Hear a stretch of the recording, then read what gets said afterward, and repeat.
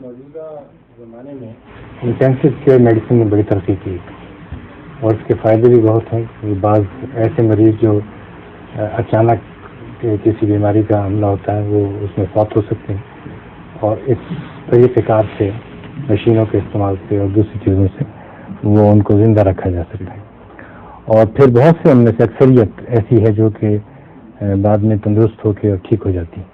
لیکن آپ کے باقی سب سوال سے اتفاق ہے, اکثریت والی سوال سے نہیں, کیونکہ میرے علم میں اکثریت اگر آپ نے کہنا ہے تو غالباً آپ ٹرمینل مریضوں کو نہیں لے رہے بلکہ ہر قسم کے مریض لے رہے ہیں. جی پھر اکثریت کا درست ہے, جو ہارٹ کے, ہاں وہ اکثریت کا درست ہے, اس کو تو آپ شامل ہی نہ کریں, وہ ڈیبیٹیبل ہے ہی نہیں.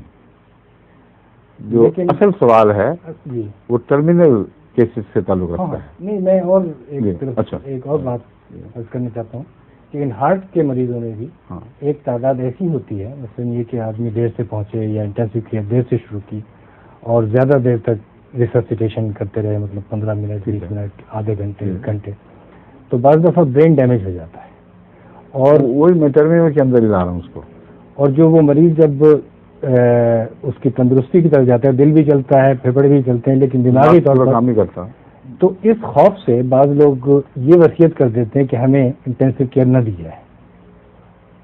اب ان کی وصیت جو ہے بے معنی ہے, کیونکہ ان کو پتہ نہیں کہ کس موقع پہ انٹینسو کیئر کیا اثر دکھائے گی, اس لیے لغو بات ہے. ٹھیک, مراد یہ ہے کہ اگر ڈاکٹر کو یہ پتہ چل جائے کہ مجھے مشین پہ زندہ رکھا تو ویجیٹیٹو گروتھ ہوگی اور ویجیٹیٹو لائف ہے, جیسے سبزی زندہ ہے, جی, اس صورت میں ان کی وصیت کو منظور کرنا چاہیے, کیونکہ یہ پھر تقدیر سے لڑائی ہے. موت کا حکم صادر ہو چکا ہے اور آپ گھسیٹ رہے ہیں اور اصل میں تو مر گیا شخص.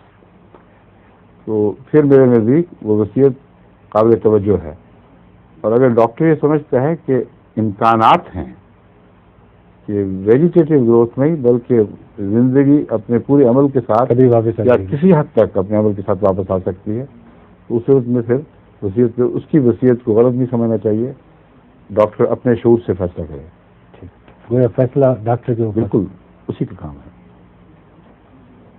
ظہور مہدی آخر زمان ہے,